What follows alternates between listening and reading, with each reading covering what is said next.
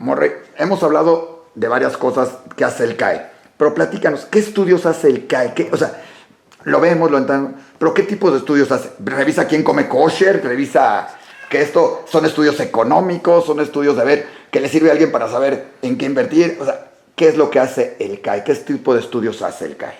Mira, primero quiero aclarar que desde antes de que existiera el CAE, Sí. se hacían, no les podemos llamar censos porque un censo abarca a toda la gente, Claro. pero sí estudios bastante, digamos, científicos Sí. desde hace cerca de 20 años. ¿Ok? Entonces, lo primero que el CAE hizo fue jalar esos datos. Sí. Después propiciamos que se hiciera el que ya correspondía, que se acaba de hacer hace 3 años. Sí.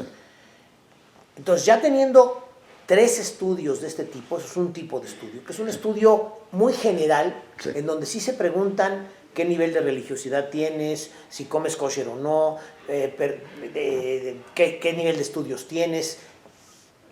Se trata de llegar a qué nivel económico sin llegar a detalles que la gente no quiera decir, número de hombres y mujeres, en qué escuelas estudiaron. Es un estudio lo más general posible, casi con la idea de que Claro. sea un censo, pero obviamente no se llega a todos, Claro. sino que se hace una muestra representativa, se revisa que sí se haya llegado al número de gente que se necesita para que la muestra sea representativa y si no se sigue. Y además hecho profesionalmente, no es empírico, no es alguien que salió a ver, yo en mi comunidad tengo 28 personas y van 44 al templo, o 50 o 200 al templo. El último lo hizo de la Riva, que yo creo que es una de las instituciones de estudios mercadológicos más importante de México. El primero lo hizo un señor de la Pérgola, que es famoso por todos sus estudios. Entonces, realmente no. En alguna ocasión nos tocó en una mesa directiva de una comunidad, no importa cuál, pero tuvo un cauce, un giro completamente la comunidad a raíz de un estudio que realizaron, un estudio mercadológico, a decir, nosotros queremos, y de repente llegó el estudio y le dijo, a ver, señores, ustedes quieren esto, la realidad es que su gente quiere esto, y cuando vieron lo que la gente quería, cambió radicalmente y tuvo un auge impresionante en la comunidad, esa comunidad, gracias a un estudio mercadológico, o sea, sirve, Sí. porque sirve de todo eso. Es parte de lo que busca el CAE. Bueno, fíjate que, qué bueno que lo mencionas. En estos estudios, una de las preguntas Sí. es averiguar un poco sobre con quién convives, con quién te casas, etc. Sí. Entonces, de repente se dio un dato que probablemente algunos ya lo intuían o lo medio vivían si estaban en ese departamento, pero resulta que hoy en día Sí. el número de matrimonios entre diferentes sectores de la comunidad Sí. ya es más del 50%. Más del 50%. Wow. Cuando era, y déjame para no mentir, déjame ver el dato, perdón, pero quiero tenerlo bien, en el 2006 era el 30% y no hablemos de antes porque yo creo que era un número muchísimo más chiquito. Y se No, estima, antes era casi como sacrilegio, Sí. era excomulgado totalmente de ambas comunidades. sí, yo creo que no, todos tenemos anécdotas Sí. de ese estilo. Pero Yo sé de gente lo que se importante- sentó en Chive porque sus hijos se casaron con otra comunidad. Lo importante es que la tendencia nos dice que para 2025 va a ser el 80%. Wow. Entonces, Realmente va a ser una comunidad judía, no va a ser una comunidad judía, o sea, judía mexicana. exacto. O sea, va a ser la comunidad judía de México y no la comunidad tal, sino que vas a tener... Y así es como a mí me gusta pensarla, Sí. como comunidad judía de México. Exacto. ¿Sí? Y no quiere decir, que eso quede muy claro, que vamos a olvidar nuestras costumbres de cada uno del lugar de donde venimos o que vamos a dejar de estar comiendo unos gefilte fish y otro kipe, aunque cada vez nos gusta más el del otro. Pero... Ya es más común ver en una mesa gefilte fish a la veracruzana con hojitas de parra, con tamarindo y chile, o sea... Sí, así es. Entonces, no quiere decir que vamos, por ejemplo, a dejar de tener las costumbres de rezo, cada quien a su Claro. manera, o muchas cosas van a seguirse manteniendo, pero hay otras muchas que ya tenemos que pensarlas en común. Y lo digo por lo que tú decías, la comunidad se dio cuenta, por un lado de eso, y por otro lado de que a los jóvenes no les gusta tanto esa idea de yo soy Halevi, o yo soy Shami, o yo soy... Ya no ya no les llama tanto la atención. Claro. Todavía hay muchos sectores que siguen defendiendo, sobre todo los colegios, traen puesta la camiseta, pero cada vez más esos mismos salen y socialmente están con alguien de otra comunidad y se casan con alguien de otra comunidad. Entonces, como que tenemos que pensar ya de manera más intercomunitaria.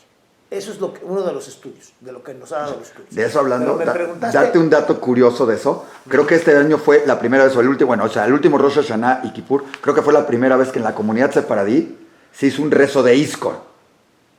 O sea, el Iskor es un rezo en Rosh Hashanah y Kippur muy de los Ashkenazim, Yiddish, totalmente. La comunidad sefaradí tuvo su espacio para realizar un Iskor durante Rosh Hashanah y Kippur, diciendo, hay que reconocer todo lo que se ha ido dando. Entonces, pero otra vez me desvié. Tú me preguntabas de los estudios. Sí. Entonces, por un lado están los estudios generales como estos que estamos hablando, que se tienen que seguir haciendo más o menos cada 5 años. ¿Okay? Porque si no, perdemos la tendencia. Lo importante del estudio no es nada más saber qué pasó, cuántos somos así, cuántos somos asados, sino cuál es la tendencia. Perfecto. Porque ahí es en donde te das cuenta de qué está pasando. ¿Sí? Cada vez estudiamos más, cada vez somos más religiosos como comunidad, todos esos datos van saliendo de ahí. Pero luego vienen los estudios especializados. Es muy importante saber dónde vivimos también. Sí, claro, sí. Luego vienen los estudios especializados, que son los que surgen cuando hay algún tema específico, como este de los adultos mayores. Claro. Cuando empezamos a ver que las necesidades de los adultos mayores eran mucho más de las que pensábamos, dijimos, bueno, necesitamos saber de ellos qué es lo que viven. Claro. Y entonces se hizo un estudio específico de adultos mayores. Pero esa es como la metodología. A partir de eso, entonces empezamos a meternos al tema de salud, como cae. Igual como se hizo el CIAM, ahora ya hay un consejo de educación, perdón, de salud. También hay uno de educación, están creándolo. Ese todavía no está. Ese viene en camino, sí. Pero el que ya está ahorita es, hicimos un estudio de salud, porque vimos que el problema de salud era un problema, era grave. Ya sabemos mucho más de cuántos enfermos de cada cosa hay, sabemos mucho más que hay gente que por cuestión económica no paga, no se hace estudios que debería de estarse haciendo, algunos muy delicados, que por ejemplo retrasan su diálisis porque no tienen el dinero. Entonces son datos que empezamos a obtener y con eso dijimos, ok, tenemos extraordinarios médicos en la comunidad y con ellos formamos un comité, un consejo de salud física. Y quiero ser muy claro, porque también de esto surgió la idea y la necesidad de que necesitamos un consejo de salud emocional. Y tienen que ser dos distintos. Claro. Porque al estar viendo todo el tema de la salud, bueno, la salud física es muy importante, es la que, donde tenemos problemas económicos importantes, pero hoy hay un buen número de instituciones de la comunidad que están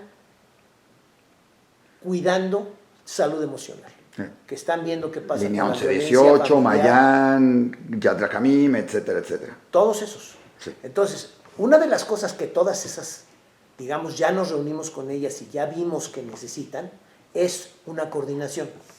Entonces, con ellos, porque no podemos hacerlo otra vez. No se trata de quitar instituciones, sino de coordinarlas, que es lo importante. Estamos formando un consejo de salud emocional.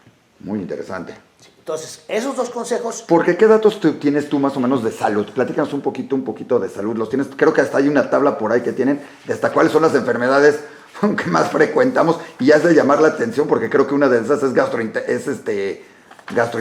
Es la más fuerte, es la número 1. ¿No es la de hasta abajo? Creo que es... No, esta es la de...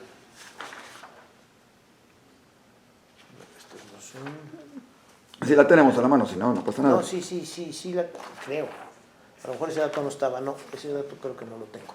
No lo tengo aquí, te lo paso después. No te preocupes, al rato lo tenemos. Pero sí tengo esta que... Ve, aquí te los puedo decir más o menos, aquí sí los tenemos de tu tabla, es una tabla aquí, más o menos. Enfermedades digestivas, el 24%, o sea, gastritis, úlceras, creo que es esa, acá ahí la tienes a la mano, ¿no? Sí, aquí está. Exacto. Hipertensión, 16%.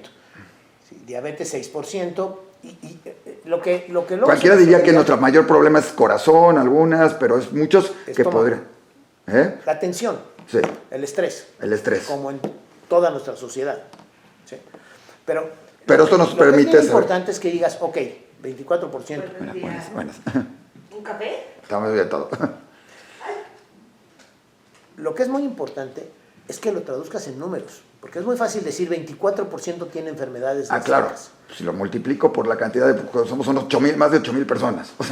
Es una locura. O sea, para todo esto tenemos que enfocarnos a que hay 8,000 personas, más de 8,000 personas que sufren. Y que hay que actuar al respecto, ¿no? Claro. Entonces, ese consejo está trabajando en eso.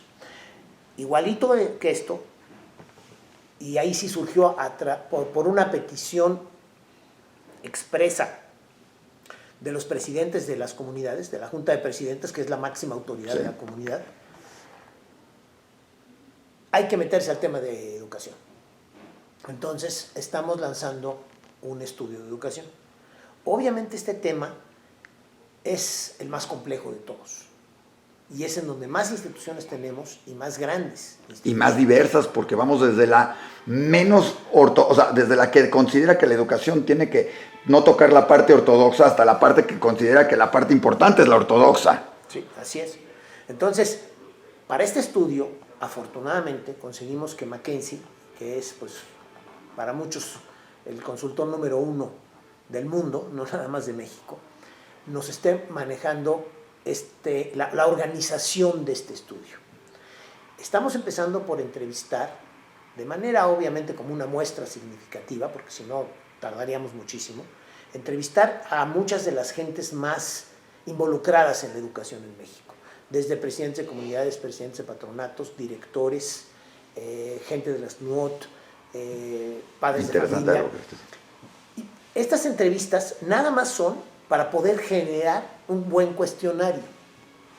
Y a partir de eso, otra vez de la RIVA, con quien también estamos muy cerca y nos ha dado muy buen resultado, va a generar una encuesta ya dirigida, en la que aprovecho para decir, por favor, a todo el que le llegue esta encuesta, contéstela, porque hemos tenido muy buena respuesta, pero de esas respuestas depende que tengamos datos reales, datos verdaderos, datos fidedignos que nos sirvan de base para tomar decisiones.